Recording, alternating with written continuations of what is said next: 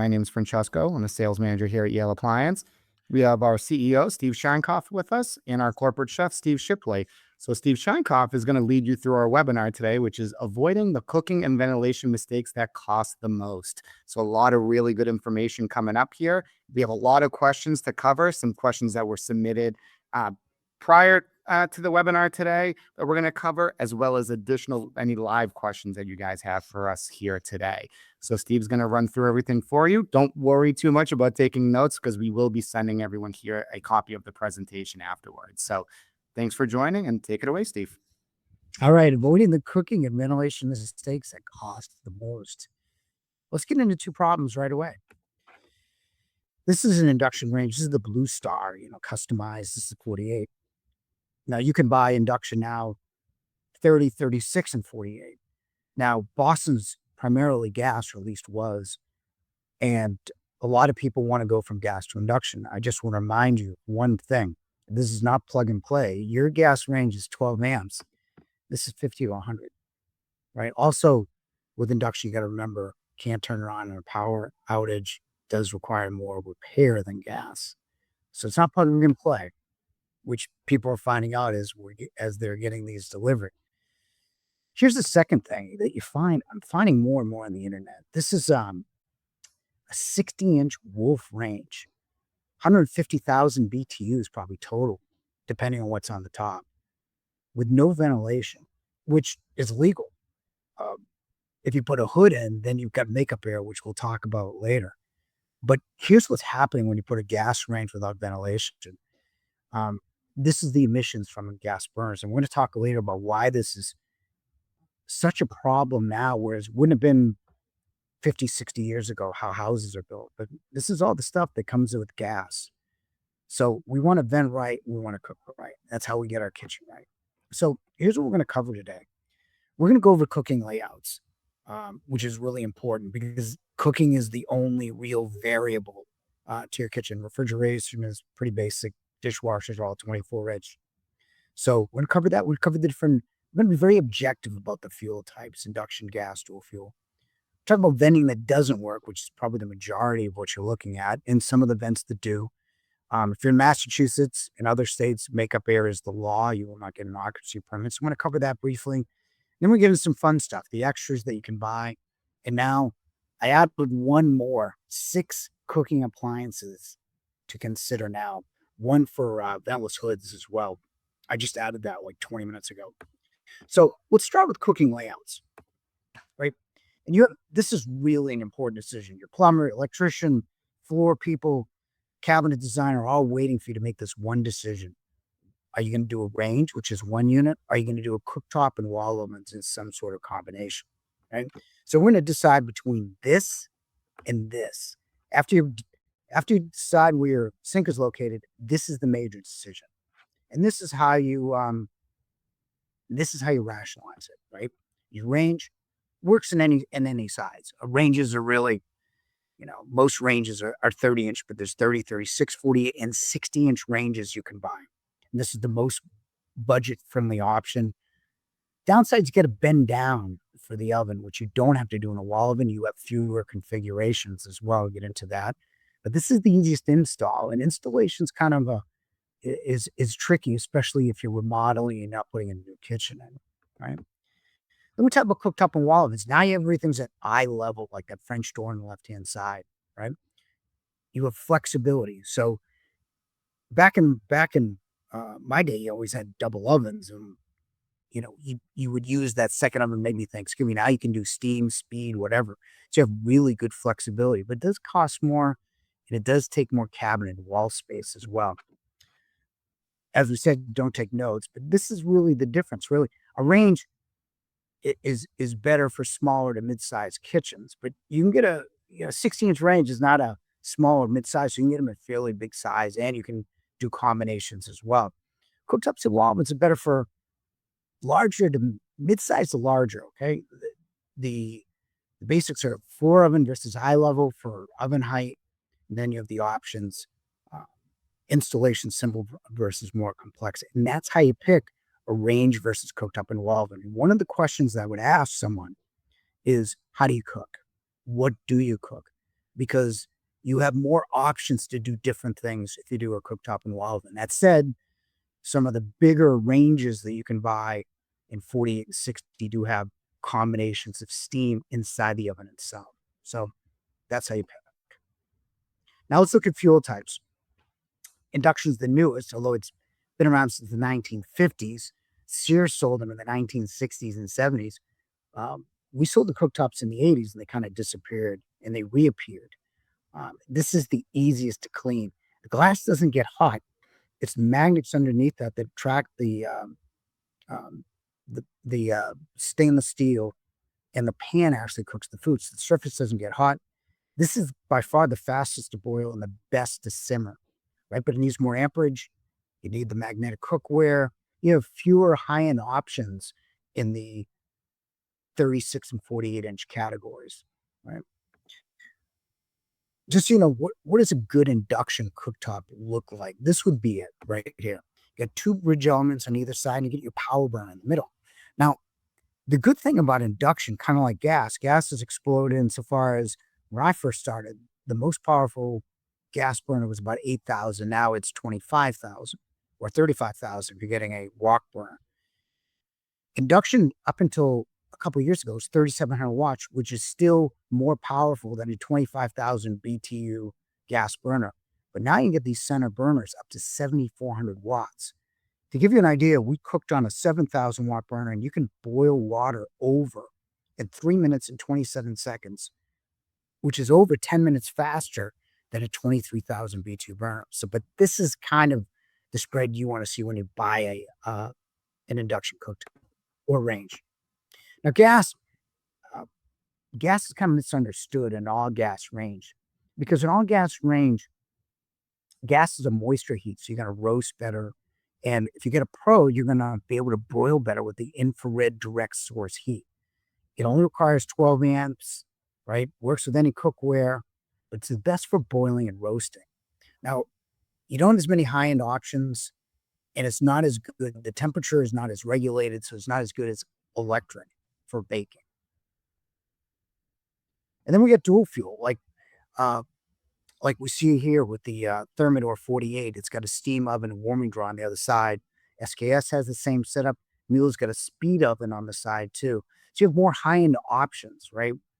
But induction's really faster on the top.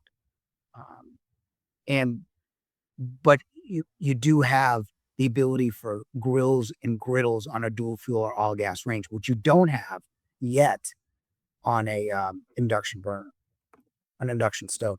So here's the fuel type comparison between the amperage, child safety, aging in place, which has come up. Um, induction is going to be the best, right? Speed and simmer is going to be better, but you do have better options than the dual fuel. Now let's get into venting that doesn't work. Over the range microwaves. We've had a lot of questions on over the range microwaves. They're all made in one or two places, right? The problem is, and I had one about 4 years ago, I moved to Jamaica Plain.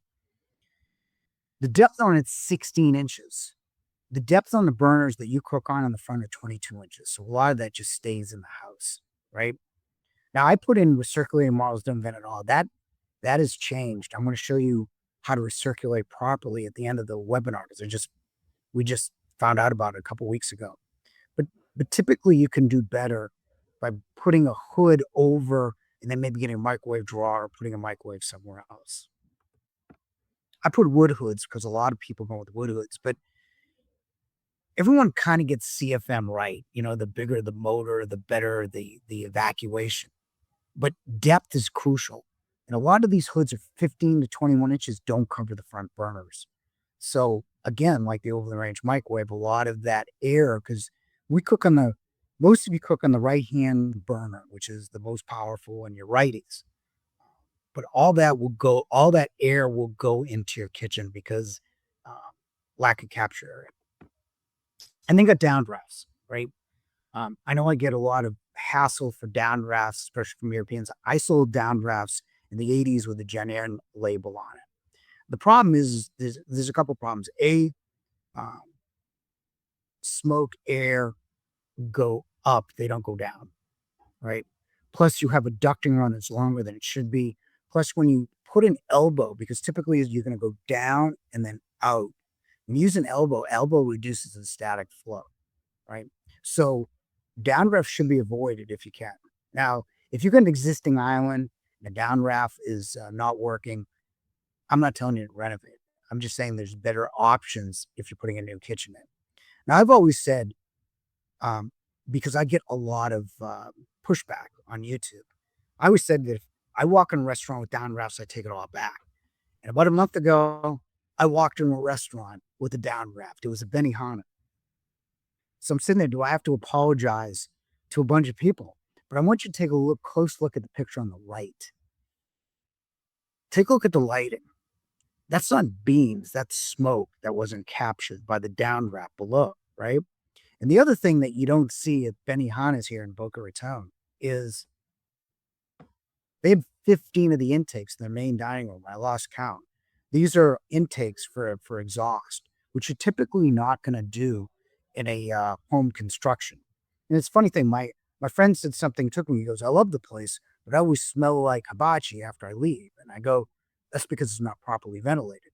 I go to the Fuji Steakhouse in Needham, Mass, my hometown, and they have overhead hoods, and I never smell like hibachi afterwards. So I go back to the downdraft, last resort only, but you can do much better with an overhead hood. And that goes into venting that works with your overhead hoods. Typically, an overhead hood like this one's 24 inches deep with the proper amount of CFM, right? And that's all that matters in a hood. Something that extends over the cooktop. CFM depends on how you cook. Typically, if you're just boiling water, 400 is good. If you're stir frying, wok cooking, griddling, you'd want better CFM. And then you want to duct straight up or straight back, because every elbow reduces the flow of the air. This is how to size your hood. Wall mount is same as the range. If you're an island, it's 3 inches on beyond the cooktop on either side. The height, 24 to 30, but that depends on the actual brand. And the CFM depends on the cook. I was talking to a customer last week, and they're debating between a 600, 900 CFM blower. And I asked him, how do you cook? He said, well, sometimes you stir fry. I go, well, the difference between a 600, 900 is maybe, I haven't checked them all, but it's $200 to $400 when I used to sell them. I said, I'd rather see you can get a really good dishwasher at $1,000 versus $2,000. I'd rather see you get a less dishwasher and a hood that that actually works well when you need to use it. Now, makeup air. Makeup air is the law in Massachusetts, and it's if you do not comply with makeup air, you're not going to get your occupancy permit. It's actually not governmental overreach in this case. But here's why it's so important. Back in 1964, right, or 84 even, houses had makeup air. It was called drafty windows, drafty building materials, right? So if you turned on, say, a powerful hood, if they existed back then, that air would just come right through your house itself. Today, on the other hand, it's a different story. You have high efficiency windows, better building materials. So whatever you cook stays in your house longer. And this range, as I said before, the most powerful ranges I saw was 8,000, and then G came with a 12,000 B2 burner. Now you're getting regularly, just in regular slide-ins, 20 to 22,000 BTUs, almost 3 times what was sold way back then. So you're going to create a lot of compound smoke, grease, odor that need to be evacuated from your house, right? So here's how you do it. Makeup air is typically in new construction. You want to do it one of two ways. Either you run it through your HVAC system with a makeup air retrieval, or you can do 10 feet away from your stove on the opposite side to get that fresh air return. Now, what would happen if you didn't do it? Like if you live in a state that doesn't require it? Well, it's not like you're going to run out of oxygen. Now, to give you an idea, 1,200 CFM is like a small room of air every minute that hood's on. But how that air is going to be made up is garage, attic, furnace. It's not really healthy air to breathe.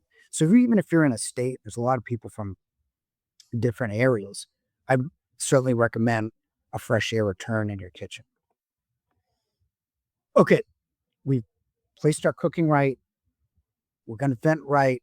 Now let's talk about next two sections of the fun sections, like some of the extras that you should consider if you want, rather than going to say with a double oven, say. And the first one I would recommend is a steam oven. I have one. The new ones are super easy to use, like Meal and Wolf. Um, and when you bake something, what you're really doing is you're putting heat on it, you're drying it out. But in a steam oven, you're adding moisture and you're retaining nutrients and flavor.